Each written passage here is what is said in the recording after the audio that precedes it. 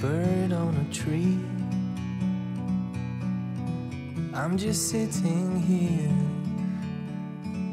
I got time. It's clear to see. From up here, the world seems small. We can sit together. It's so beautiful, you and me. We meant to be in the great outdoors, forever free.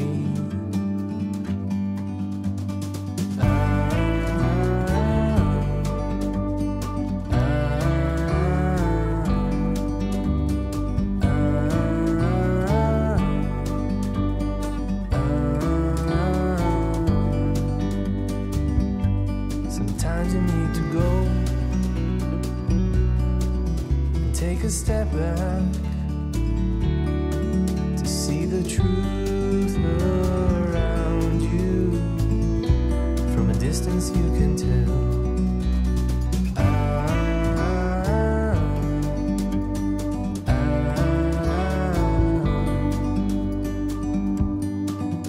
You and me were meant to be in the great outdoors, forever free. You and me, meant to be in the great outdoors, forever free.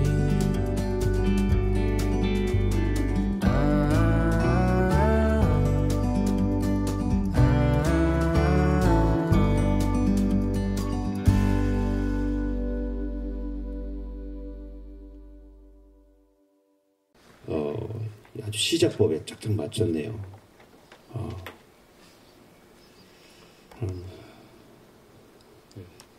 뭘로 가야죠? 한 발씀 더 하고 가시죠. 저희가 이제 가수가 오프닝으로 이렇게 들어가는 노래를 좀 하시고, 그 다음에 이제 시 이야기, 제 이야기 좀 하고, 마지막에 또 가수가 지금보다 조금 더 많이 합니다. 저는 중간에 아주 조금 합니다. 그냥 계셔도 되고요. 네. 이따 뵙겠습니다. 네, 네. 박수로서 이따 멀리 가지 마세요. 저 집 비어서 멀리 못 나가요. 네. 이거 굉장히 수준 높은 유머인데 아무런 반응이 없으시네요. 저는 그 이야기 발명 연구소라는 것을 작년에 냈습니다. 평생 학습 공동체 5만 밑에 이렇게 같이 부설로 되어 있는 이야기 발명 연구소라는 이름의, 줄여서는 이발소인데요. 16살 때 제가 이제 작가가 되겠다고 마음을, 그때는 시인이죠. 시인이 되겠다고 마음을 먹은 뒤로 꽤 지금 됐어요. 시간이 몇 년 됐나? 한 4년 정도 됐나요? 그렇게 된 것 같아요. 시인이 된 게 26살. 막 10년 동안 열심히 해서 26살에 시인이 되었습니다. 그러니까 지금 현재 또 한 30몇 년을 시인이라는 이름으로 글을 써오고 있어요. 감나무 가닥은 감을 맺기 때문에 그렇죠. 그렇죠? 살구나무에 오르막인데 살구가 열리니까 살구나무라고 하죠. 시인은 시를 쓰는 사람이니까 끝까지 생산을 해야 되는, 창작을 해야 되는, 그러니까 창작하는 사람으로서의 어떤 뭐라 그러죠? 날카로운 또는 참신한 눈과 마음을 계속 유지하고 긴장시키는, 이게 가장 큰 숙제인 것 같아요. 좋은 작품이 나오면 좋은데 뭐 안 나올 수도 있겠지만 내 스스로 오늘 하루 그 긴장이 끈 위에서 그 현 위에서 내가 지금 살고 있는가에 관한 당금질을 매일 아침 4시 반이면 일어나서 해야 되니까 그래서 막 일부러 막 5시나 6시쯤에 막 일어날 때도 좀 있습니다. 낮잠도 자보고요. 근데 결국 그렇게 해봐도 내 스스로 나를 방치했다거나 좀 함부로 대하고 있다거나 하는 후회가 막 밀려와요. 그래서 이렇게 살다가 가겠구나. 그리고 이거를 이렇게 살지 못하면 더 괴롭구나라는 것을 이제 알기 때문에 피하지 않고 그대로 갑니다. 그래서 이제 누구나 다 묘비명 같은 거 생각해 두잖아요. 묘비명. 저는 김미화 우리 코미디 개그우먼한테 배웠어요. 김미화 개그우먼의 나중에 쓸 묘비명은 웃기고 자빠졌네 랍니다. 평생을 웃기고 이곳에 자빠졌네. 그래서 저도 그대로 패러디해서 시 쓰다 시들었네. 이렇게 시 쓰다 시들었네. 서서히 그렇게 페이드아웃처럼 천천히 시들었어. 자기가 글 쓰던 의자를 붙잡고 죽은 사람처럼. 저는 간혹 이런 농담도 합니다. 시인은 어떻게 죽어야 됩니까? 누구처럼 막 감옥에서 멋있죠. 그런데 저는 유서를 퇴고하다 죽는. 보시죠? 그거 가져와. 뭐요? 어제 내가 썼던 유서 그거 가져와. 그래서 막 끙끙끙끙. 문장이 마음에 안 들어. 아름다운 유서를 남기고. 근데 이 평생 동안 글을 잘 쓰신 분의 마지막 그 유서는 100% 유머가 있어요. 세상을 원망하거나 이런 게 아니라 참 좋은 친구들을 호명하고 또 그 친구들과의 일들을 참 그 권정생 선생님의 유언은 명문장이고 거기에 재미가 있잖아요. 그래서 그런 일들을 나중에 30년이 되든 10년이 되든 앞으로 그때까지 해내는 일이 좋겠구나 싶고, 처음에는 그 시를 열심히 시만 썼는데 어떤 이야기는 탄생할 때, 처음 시작할 때, 탄생할 때부터 어떤 틀과 양식을 가지고 태어나요. 그런데 그 양식과 틀 속에 담을 수 없을 때는 얘가 어석거려요. 시에다 넣으면 등장인물이 너무 많거나 사건이 너무 이렇게 도드라져서 이야기성을 갖거나 장소 이동이 있거나 변덕쟁이가 있거나 그래요. 또 악인과 선인이 싸우거나, 이건 사실은 시 속에 존재할 이야기가 아니고 서사 구조가 필요한 이야기인데 그곳에다 넣는 거죠. 또 어떤 것은 독자들이 분명코 정해져 있어요. 이건 5살, 6살짜리가 보았으면 좋겠다. 근데 그거를 시에다 넣으면 그것도 또 어석거리죠. 그래서 요즘에는 어떤 이야기가 생각이 떠오르면 이것을 읽는 독자가 몇 살일까? 이 말을 처음에 제가 출판사한테 들었을 때는 너무나 스스로 분노했어요. 이 장사꾼 놈의 새끼들. 독자를 타켓이라고 하더라고요. 타켓. 이 책은 어디를 타켓으로 하십니까? 이러더라고요. 그것도 세분화해서 입학 전이냐 입학 후냐 이렇게 나누고, 그러니까 소비계층, 이 책을 구입하는 엄마들에게 무엇을 강조해서 어떻게 지갑을 열어서 이 글이 독자에게 가닿게 할 것인가에 대해서 너무너무 연구를 열심히 하고 감성 마케팅을 준비하고 북 트레일러를 만들고 막 그래요. 그전에는 저는 그런 거 몰랐어요. 그런 거 하는 줄도. 근데 나중에 알고 보니까 그게 맞아. 판매를 막 폭발적으로 전폭적으로 하는 게 맞다는 얘기가 아니고, 모든 글에는 글이 출발할 때 어떤 사람이 읽었으면 좋겠다라고 하는 어느 지점이 있다는 거죠. 그래서 요즘에는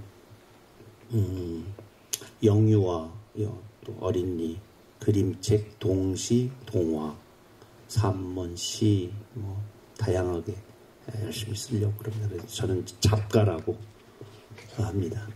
한 32억 원의 책 중에서 그래도 가장 많은 게 이제 시집과 청소년 시집, 동시집이니까 그것들이 합쳐서 한 20권 가까이 되니까 시를 쓰는 건 확실한 것 같아요. 나머지 한 15권 이런 거는 뭐 또 그림책도 있고 산문집도 있고 이런 것 같습니다. 근자에 제가 이제 하고 싶은 것들은 좀 더 가능하다면 4살, 3살 또 뱃속에 있는 태아들을 위한 책, 색을 2개밖에 쓸 수 없는 흑백이어서가 아니라 아이들이 색감이 분화되지 않아서 그 아이들이 볼 수 있는 책, 뭐 그런 책들이 좀 내 몸 안에서 태어날 수 있으면 얼마나 좋을까 이런 생각을 하면서 이야기를 발명해 나가는데, 이놈의 이야기라는 게 지금 내가 발명한 이야기가 지금 현장에서 지금 막 필요한 것만이 아니라 실제 속으로 꿈은 50년, 100년, 200년 또 500년 후에 태어날 먼 아이들의 눈동자, 또 그때의 사람들을 생각하면서 쓸 때가 있습니다. 그래서 좀 어떤 귀신 같은 거 쓰여 있을 때는 정말 3000년 몇 년, 서기 3000 몇 년에 어떤 골방의 어떤 한 미래의 어떤 젊은이나 어른들하고 눈이 마주쳐서 대화하듯이 이렇게 글이 쓰여질 때가 있어요. 그런데 그런 작품들이 나오면 100% 정말 100% 독자들은 공감을 해주는 것 같아요. 그래서 먼 시간에다 놓고 쓰는 글쓰기도 있겠구나라는 걸 요즘에 근자에 욕심을 내봅니다. 제가 오늘 이현조 시인의 시 한 편 가져왔습니다. 낭송을 우리 김현자 대표님 이거 좀 한번. 예. 여기 마이크 살아있는 것 같은데 이거 드릴까요? 올르시죠. 예. 여보 어쩌고 나오는 거.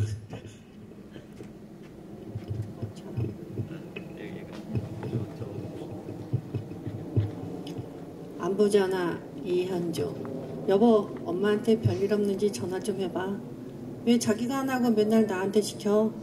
아내는 모른다. 엄마하고 부르면 머릿속이 하얘지고 말문이 막힌다는 걸. 엄마와 난 말로 대화하는 사이가 아니라는 걸. 초등학교 때 탈수증 걸려 걷지도 못할 때 엄마보다 훌쩍 큰 나를 업고 약국으로 달려가던 기억. 가출해서 몇 년 만에 불쑥 찾아온 나를 아이고 우리 아들 왔냐? 어디 한번 안아보자던 기억. 아직 고맙다는 말도 못했는데 무슨 말을 할 수 있겠어. 치매로 그 기억들 잊었으면 어떡하라고. 여보, 엄마한테 뭐 필요한 거 없나? 전화 좀 해봐. 결성향교 지금 전교 이현조 씨가 시인이십니다. 이 삼창에 늦은 꽃이라는 아주 좋은 시집을 쓰셨는데, 그 중에 이제 늦은 꽃이라는 대표작도 있고 또 노래로 만들어진 그 작품도 있지만, 이 안부전화도 우리들의 마음을 많이 이렇게 보듬어주는 그런 시 같고, 또 오늘 고향은 힘이 세다. 고향에는 언제나 우리들의 죄를 사하여 주는, 언제라도 품에 안아주는 부모님이 계시잖아요. 그래서 고향이 무거운 거는 제 죄를, 제 잘못을 그곳에서 우리가 기억하기 때문이고, 고향이 또한 포근한 거는 그걸 또 다 덮고 안아주는 그런 공간이기 때문에 그렇지 않은가. 전 두 가지의 그 양가성이 있어요. 고향을 생각하면 되게 무거워요. 그리고 한편으로 되게 따뜻해요. 무거운 게 더 무거워지면은 조금 죄책감이 좀 생기고, 안아주는 게 좀 생기면 나도 고향처럼 그런 따뜻하고 드넓은 사람이 돼야겠다고 각오하게 되고 그런 것 같아요. 오늘 준비해. 이게 목이뿔이 있을 줄 알고 제가 준비를 했습니다. 다 같이 읽어볼까요? 보여요? 네. 저게 안 보이면 이제 안과 가셔야 됩니다. 일부러 저 검정색하고 보라색하고 이렇게 되는데. 목이뿔 시작. 모기는 저녁을 붓는데 눈 매운 것쯤은 참아야지. 누가 말하는 것 같아요? 내가 누구에게? 애들아, 모기한테 물리는 애들한테. 네. 눈 맵다고 하는. 그러면 모깃불을 놓아준 사람이겠죠. 모깃불을 놔준 사람이 어린아이에게 하는 말이겠죠. 모기는 저녁을 굶는데 눈 매운 것쯤은 참아야지. 이 정도 되겠죠. 시골에 할아버지나 할머니를 뵈러 갔는데 그곳에 이제 모깃불이라는 걸 처음 보게 됐죠. 아이들이, 도시의 아이들. 시골에 왔을 때 그 인진쑥이나 생쑥을 갖다가 지푸라기 위에다 덮고 거기다 불을 붙이면 연기가 쭉 나잖아요. 그러면 그 연기 따라서 이렇게 쭉 모기가 사라지잖아요. 참. 근데 이때 사라지는 모기들은 다 사실은 단백질이 필요한 아기를 양육하는 알 가지고 있는 암모기잖아요. 그렇죠? 우리 피가 필요한 거예요. 갑자기 그 아기를 키우려고. 그래서 사실은 조금 줘야 돼. 한 방울 정도. 평상시 헌혈도 왔는데 그거 모기로 따진다면 그런데 이놈 모기가 또 잔뜩 또 알을 까고 또 알이 또 장구벌레가 되고 그러면은 또 피를 또 빠르니까. 박남준 시인이라고 있습니다. 저 전라도에. 그 형이 어느 날 막 기뻐가지고 막 전화를 하지. 왜 형? 그랬더니 야, 나 세상에서 진짜 괜찮은 욕을 발명했다. 뭐 그러니까 야, 이 모기 같은 놈아. 당신이 그 말을 진짜 하고 싶은 사람이 있는데 그 사람에게 딱 너는 정말 피를 빨아먹는 나쁜 놈이야. 파리채나 막 손바닥으로 막 너를 죽이고 싶어. 막 이런 말을 다 하고 싶은 거야. 이 피 빨아먹는 놈아, 이 죽어도 싼 놈아, 막 다 막. 그런데 시인이 겨우 발명했다고 막 환호하면서 야, 이 모기 같은 놈아 그러는데 웃기기도 하고 짠하기도 하고 그랬어요. 생명을 거스리는, 살림을 거스리는 온갖 폭력에 대한 저항, 그게 작가들의 가장 큰 저항입니다. 그 생명을 탄압하는 존재가 외침일 때는 외침, 그리고 포악한 권력일 때는 권력을, 자유가 사라졌을 때는 자유가 사라진 그 제도를. 그러니까 어떻게 보면은 다 생명을 찬양하고 생명을 기리는 일인데 오죽하면은 모기를 죽이듯이 막 그걸 비유를 해서 욕을 만들어내놓고 막 그 상처가 너무 깊어서 어떻게 할 수가 없는 거야. 그 마음이 참 짠이 느껴지죠. 혹시 박남준 시인 알고 계십니까? 지금도 아마 차를 덮어놓고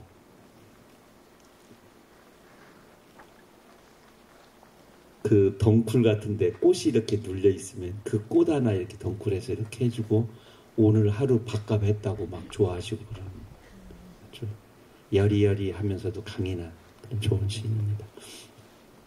저 이 모기가 들어가는 시 하나 더 있어요. 여긴 없지만 이제 너무 유명해져서 웬만한 분들 다 알아. 박수 소리 좋아 마라. 죽는 수가 있다. 제목 모기에게.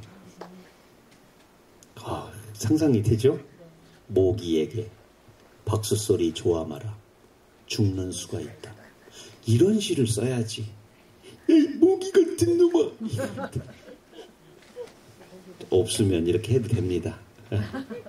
그 모기에게라는 시도 사실은 그 모기 대신에 가장 미워하는 놈의 이름을 거기다가 박아놓으면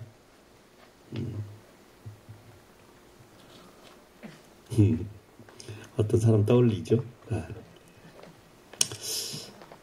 이 도레이마를 집단은 강연할 때마다 내가 너무 얘기해서 뭐 사실 여기 한 4분 정도는 들을 것 같아요. 나머지 오늘 저 처음 뵌 분 손 좀 들어보세요. 둘. 그러면 짧게 제가 하겠습니다. 오늘의 VIP들은 다 지금 손 들었어요. 그리고 빕스들만 안 들었어요.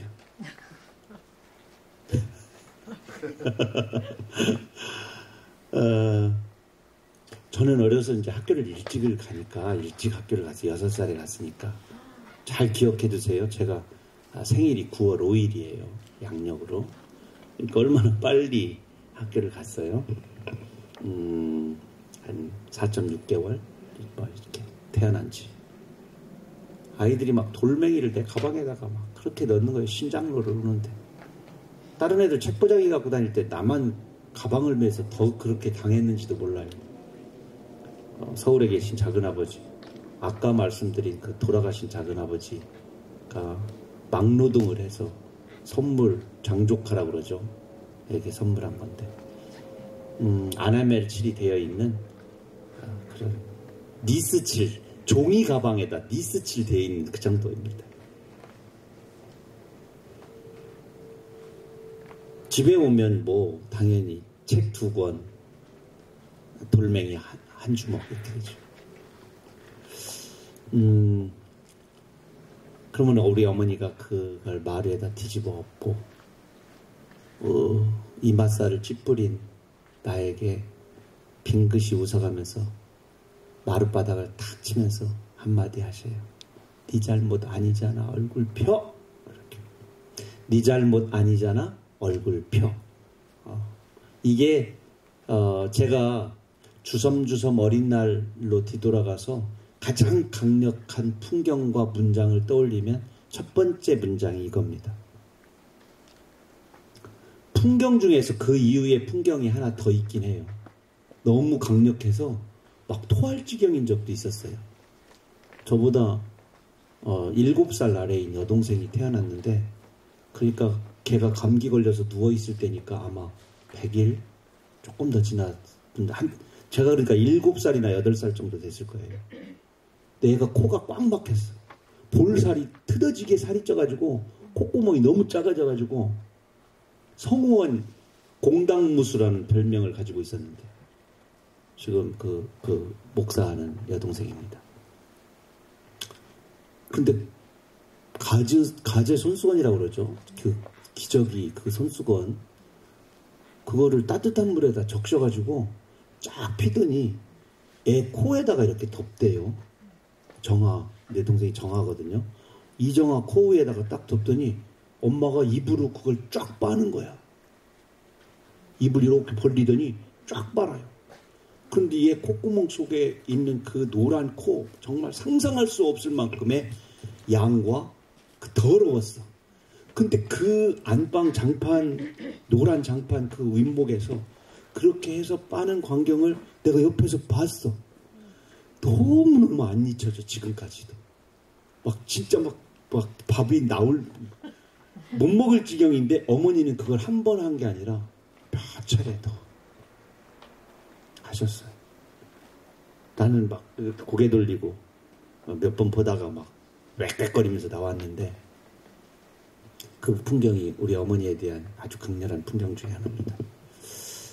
그리고 나서 우리 어머니가 이제 그 돌을 광목치마에다가 탁 이렇게 담아서 토끼장 옆에, 남쪽이었어요, 거기다가 이렇게 딱 내려놓고 빛이 뒤에서 이렇게 비치는 역광의 퍼머머리를 하면서 환하게 웃으면서 나에게 오며 두 번째 강력한 말씀을 하십니다. 올여름에 억수 장마가 져도 우리 집은 안 떠내려가겠네. 정록이가 이렇게 매일 돌을 지고 오니까. 정말 나는 지금 생각하면 이 두 문장이, 만약에 제가 좋은 시인이나 앞으로 계속 글을 쓰는 사람이 된다면 이 두 문장이 나를 떠받친 가장 위대한 문장이구나 라는 생각을 하죠. 그래서 꼭 시를 쓸 때 시 속에 누구 잘못인가, 도대체 누구 잘못인가 하는 명확한 선, 악, 정의에 대한 눈을 작가가 가지고 있는가에 관한 문제. 두 번째는 모든 작품의 궁극적인 목적, 목표의 끄트머리에는 감동이 있지만 그 감동을 줄 수 없다면 재미라도 있어야겠다. 그러면은 작품 속에 유머의 장치를 두고 있는지, 재미성을 가지고 있는지, 너무 진지한 나머지 가르치려고 드는 화자우월주의, 시인이 세상을 다 깨달은 것처럼 폼잡고 있지는 않은지, 읽는 사람이 돈을 10,000원이나 투자해서 20,000원이나 투자해서, 그리고 그보다 훨씬 더 높은 가치인 시간과 정성을 투자해서 이 책을 보는데 재미도 없는 게 감동도 없어. 그럼 그 다음에 그 작가에 대해서 다시는 호명하지 않죠. 안 보죠. 그래서 나는 독자가 하나도 없어도 내 길을 갈 거야. 아예 잘못된 길을 가는 거죠. 왜냐면 이러고 똑같아요. 동생이 식당을 냈어요. 첫날 가서 다 먹습니다. 개어보면. 그런데 어느 날 옆에 집 가면 내 동생이 거기서, 내 형이 거기서 친구들하고 술 먹고 있어. 형 여기 웬일이요? 아, 니네 집 가려고 그랬는데 얘들이 그 음식 안 좋아. 개뿔이나 맛없으면 형제지간에도 식당 안 가요. 진짜예요. 거기 가자고 할까봐 창피해. 책은 더해. 책은 친인척이 되잖아요. 한 번 출판기념일 때 가요. 절대로 집에 가서 읽지도 않고, 난 그런 거 몰라. 나 시 몰라. 시를 모르건 않고요. 다른 시집 읽고 있어요. 냄비 받침 같은 걸 쓰고. 야, 네 책 진짜 좋아. 근데 다음에는 책 좀 크게 내달라고 돼요. 왜 그럴까? 야, 컵라면은 맞는데 왕뚜껑엔 안 맞아. 왕뚜껑에는 김이 샌다는 거야. 그런 소리 듣고 또 어떻게 글을 쓰겠어요? 절교지. 근데 눈물 나게 하는 짠한 이런 글들을 보면 읽게 돼 있어요. 읽고. 그리고 누군가가 야, 네 형이 쓴 책 있잖아. 야, 진짜 멋있지 않냐? 그럼 난 아직 안 읽었어. 읽은 것처럼 하고 집에 와서 막 혼자 봐. 혹시 이제 이곳에도 이제 글을 쓰시는 분이 계시고 또 앞으로 쓰실지도 모르고, 근데 내가 가장 나에게 지대한 영향을 준 제일 첫 원류의 원어, 모어, 어미모자를 쓴 그 모어의 원류를 한번 찾아서 이렇게 써보는 게 정말 필요한 것 같아요. 내가 맨 처음 읽은 귀절, 내가 맨 처음 가슴속에 두었던 나의 운명의 지침을, 나침판을 바꿔놓은 문장과 풍경이 무엇일까? 저는 그러면서도 우리 아버지가 알코올 중독자로 돌아가셨지만 설암에, 간암에 간경화에 정신없이 병 생활을 하다가 56세 이른 나이로 떠나셨지만, 아버지가 그때 숫돌에 낫을 갈고 있던 아버지가 화내시지 않은 거, 내가 돌지고 올 때 그냥 웃기만 한 거, 그게 너무 고마워요. 그때 낫 들고 정로가 네가 앞장서, 그런 놈은 내가 단칼에 이러면서 낫 들고 휘어적 전봉준 아닌데 전봉준처럼 그래. 또 옆에 있는 돌멩이를 들어서 너는 그 친구 머리통을 찍어라 이 자식아, 속 팔아서 다 내가 해줄 테니까. 야, 우리가 가난하지 가오가 없냐? 이렇게 해서 좀 폭력적인 일들이 그 돌멩이 사건 때문에 생겼다면 난 어떻게 됐을까? 그때 6살 때 내 마음은 어떤 방향으로 상처를 입었을까 생각하면 그 돌멩이를 넣어준 친구가 고맙진 않지만 그 돌멩이 때문에 저에게 그 커다란 풍경을 선물해준 우리 어머니와 아버지에 대해서는 늘 가슴속에 감사하게 생각을 합니다.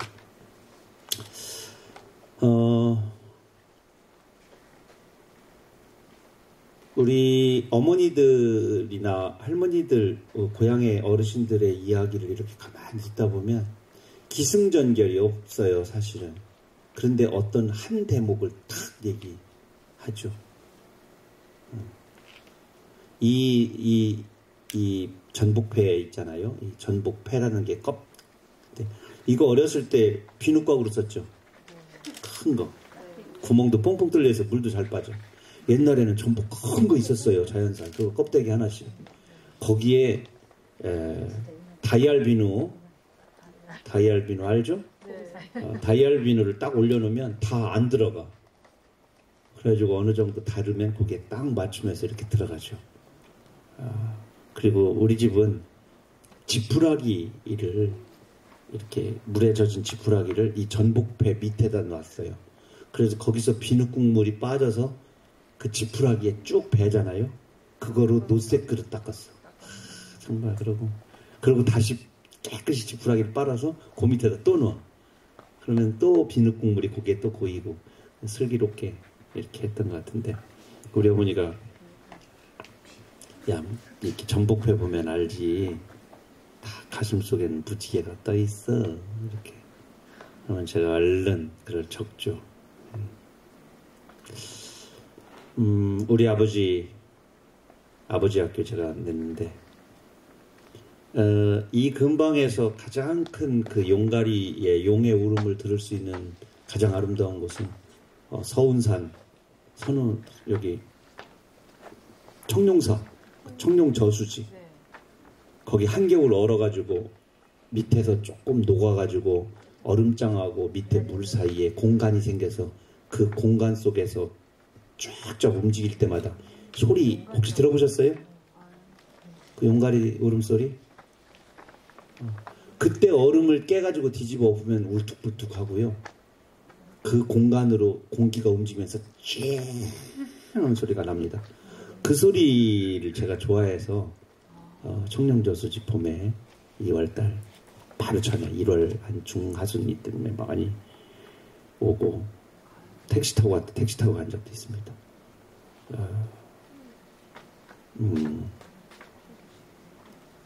그 구기자 동동주 반통 가지고 온 적도 있어요. 그거 소리 들으러 정신을 잃을 정도로 아름다운 소리를 들을 수 있습니다. 혹시 내년 봄에 한번 입춘 되기 전에 얼음 짱짱하게 열었다가 조금씩 녹을 때 예당저수지도 그 소리가 참 좋아요. 아들아 저 100만 평 예당저수지 얼음판 좀 봐라. 참 판판하지. 근데 저 용가리 얼음장을 쩍 갈라서 뒤집어 보면 술찌개미에 취한 황소가 삐뚤빼뚤 갈아엎은 비탈밭처럼 우들투들하니 곡절이 많다. 그게 산의 가슴이란 거다. 울뚝불뚝한 게 나쁜 것이 아니오. 물고기 입장에서 보면 그 틈새로 시원한 공기가 출렁대니까 숨쉬기 수월하고 물결 가락 좋고 겨우내 얼마나 든든하겠냐. 아비가 부르르 성질 부리는 거 그게 다 엄니나 니들 숨쉬라고 그러는겨.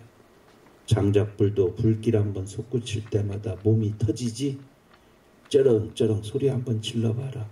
너도 100만 평 사내 아니냐. 어머니 학교는 72세 때 제가 어머니 나이 연세에 맞춰서 72편을 쓰고, 아버지 학교는 56세에 들어가셔서 다행히 편수가 그렇게 많지 않았어요. 두 개가 짝으로 지금 열림원에 나온 지가 벌써 10년이, 아버지 학교 나온 지가 10년, 어머니 학교 나온 지가 11년이 됐네요. 제가 이제 동심언어 사전이라는 것을 출간하게 됐는데요. 그거는 이제 이 겸남말 사전입니다. 겸남말, 복합어. 어디나 복합어가 왜 생겼느냐 그러면 이제 유비와 상징 비슷한 거, 유비 모양이 비슷하든 뭐 비슷한 거 상징 때문에 생겨난다고 그러는데, 저는 어느 날 그곳에 동심이라는 것이 자리를 잡고 있다 이런 걸 알게 되었어요. 어린이의 마음, 하늘의 마음, 천진난만한 순수한 그 결이 두 낱말을 꽉 껴안게 만드는구나 라는 걸 알고, 그 중에 316편이 실려있는 동심언어 사전, 시집입니다. 시집 중에서 이제 한 5권 분량이 가나다 순으로 되어 있는데, 자모음 순서대로 되어 있는데, 그 중에 남의 나이라고 돼 있는데 우리가 이렇게 보면 띄어쓰기가 안 돼 있잖아요. 이거 띄어쓰기 않는 게 맞는 단어입니다. 환갑이 넘으면 남의 나이를 먹는다고 한다. 허망하게 죽은 젊은이와 한 몸이 되어 황혼길을 걷는다. 다시 맞은 봄으로 사랑을 불태우기도 한다. 팔순이 지나면 남의 나이를 모신다고 한다. 기저귀 차고 떠난 젖먹이와 둥개 한 몸이 된다. 때도 없이 어리광 부리고 떼쓰기와 삐치기와 사탕을 좋아한다. 아예 똥오줌도 못 가리는 갓난아기로 돌아간다. 그래서 영혼은 모두 다 동갑내기 벗이 된다. 이 옛날 사람이라고 왜 치매가 없었겠어요? 당연히 있죠. 근데 한 마을에 치매가 생긴 노인이 생기면 그 노인이 3살로 돌아갔어. 2살로 돌아갔어. 그러면 그 마을에 2살이나 3살 때 아기를 놓친 하늘나라로 보낸 엄마 아빠가 있어요. 그 엄마 아빠가 이렇게 말해요. 우리의 아기가 도시장 할아버지 몸속으로 들어갔네. 우리 딸이 한바꿀댁 아주머니 몸속으로 들어갔네. 그러니까 그날부터 그 똥기저귀는 그 일찍 아이를 떠내보낸 사람이 마을 사람들이 그거를 사탕도 주고 요즘 말로 돌봄 서비스 케어를 해주는 거죠. 한 아이를 키우는데 한 마을이 필요하듯이 한 노인을 떠나보내는데 또 한 마을에 지극정성이 있었던 거죠. 그게 고스란히 그런 마음들은 언어로 남게 되어 있어요. 당연히 그 언어가 국어사전에 있죠. 세상에 존재하는 모든 마음은 그 마음을 표현하는 언어가 있습니다. 세상에 존재하는 모든 존재는 그 존재를 표현하는 이름이 사전에 있습니다. 세상에 존재하는 모든 우리들의 몸짓은 그 몸짓을 표현하는 언어가 사전에 있어요. 사전에 없는 몸짓 없고 존재 없고 맛도 없습니다. 하여튼 모든 감각부터 시작해서 모든 생각까지도 다 존재해요. 병이 존재하면 그 병을 치유하는 방법도 다 존재해요. 그게 오랜 세월의 역사 속에서 우리들의 문화죠. 근데 이런 문화가 사라지면 남의 나이라는 언어도 사라집니다. 당연히 사라지죠. 그래서 분단의 문제, 외침의 문제, 또 천민 자본주의의 문제, 속된 것들만 막 쫓아가는 어떤 우리들의 가치의 문제, 이런 것 때문에 자꾸 귀한 유구한 역사 속에서 갖게 된 언어들을 우리가 자꾸 잃어버리게 되죠. 저만 자꾸 떠들으니까 이럴 때 정도에서는 질문 같은 거 하나 불쑥 던지는 우량 학생이 장학금을 받습니다. 이렇게 관객이 3,000명이 넘는데도 없죠? 저 혼자 그냥 계속, 너 혼자 계속 해라 이겁니까? 고마해라 이런 거? 오늘 제가 좋아하는 고양시, 저 이거 한번 누가 낭송만 해주세요. 낭송. 우리 여기 잘 보입니다. 제 노트북. 거기 잘 보입니까? 어서 오세요. 지금 낭송하려고 좀 일어난 거 아닙니까? 네. 네, 어서 오세요. 거기서 직접 마이크? 여기 들어가가지고. 네. 세수. 빨랫줄처럼 앞마당을 가로질러 꽃밭 옆에서 세수를 합니다. 할머니는 먼저 마른 개밥 그릇에 물 한 모금 덜어주고 붉은 얼굴 뽀득뽀득 닦습니다. 수건 대신 치마 걷어 올려 마지막으로 눈물 찍어냅니다. 이름도 뻔한 꽃들, 그 새순물 먹고 이름을 색칠하고 자두나무는 떫은 맛을 채워갑니다. 얼마큼 맑게 살아야 내 떼국물로 하늘 가까이 푸른 열매를 매달고 땅 위 꼭 그늘을 적실 수 있을까요? 옛날 그 우리들의 할머니들의 세수법 딱 보이죠? 여기서 참 중요한 거는 세수를 할 수 있는 공간을 자녀들에게 다 양보하고 손주들에게 다 양보하고 당신은 세수대야를 들고 저 멀리 꽃밭까지 이렇게 가서 그것도 세수대야 2개 중에서 외양간 방문을 많이 마친 다 찌그러져서 구멍 난 거. 그리고 우리들은 선악표, 그래도 좀 깨끗한 거, 스테인리스, 스댕이라고 그래요. 스댕. 참 녹슬지 않는 스테인리스 거기에다 닦고. 그런데 당신 얼굴 닦기 전에 꼭 그 얼마 되지 않는 물을 양손을 모두어서 손우물을 만들어서 마른 개밥 그릇에 덜어주고, 그리고 사실은 씻는 게 아니고 찍어가지고서 이게 치마로 이렇게 물 찍어가지고 닦으시니. 그렇죠? 그리고서 그 나머지 때국물을 또 자두나무에게 주고, 옆에 있는 진달래는 안 줘요. 지가 꽃만 피지 하는 게 또 있다고 안 주고 자두나무한테 줘. 그래도 이거는 나중에 익으면 너들 먹을 수 있잖아. 그래서 우리 그 마당에 자두나무가 하나 있었거든요. 정말 큼직하게 열렸는데 그게 다 할머니 때국물 먹어서 걸레 빠른 물 먹어가지고. 그런데 그렇게 더러운 물만 먹는데 어떻게 그렇게 맛난 맛있는 자두로 익어갔는지 참 궁금할 정도 신기했어요. 그렇게 이쁜 꽃이 피고 그 자두나무 밑에 개가 늘어지게 자고 그러던 풍경이 지금도 고스란히 그대로 떠오릅니다. 그 할머니의 그 사랑밖에 모른 그런 행동은 고스란히 손주의 또 원고지 속으로 와서 세수라고 하는 시를 낳게 되고, 또 이 풍경을 또 이 시를 읽는 사람들은 각자의 마음속에 있는 당신의 할머니들과 또 만나게 되고, 그런 어떤 시가 아닌가 생각을 해요.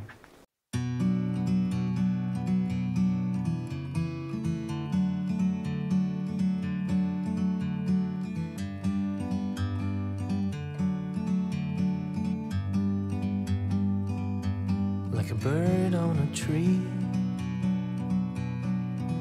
I'm just sitting here. I got time, it's clear to see. From up here,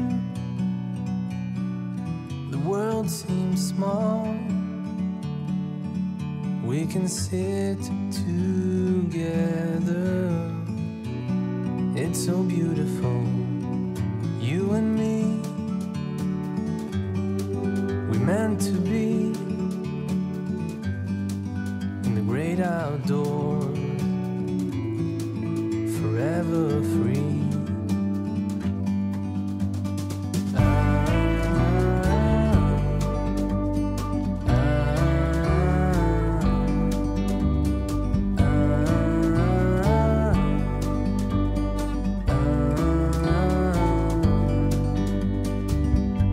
Sometimes you need to go and take a step back to see the truth around you. From a distance you can tell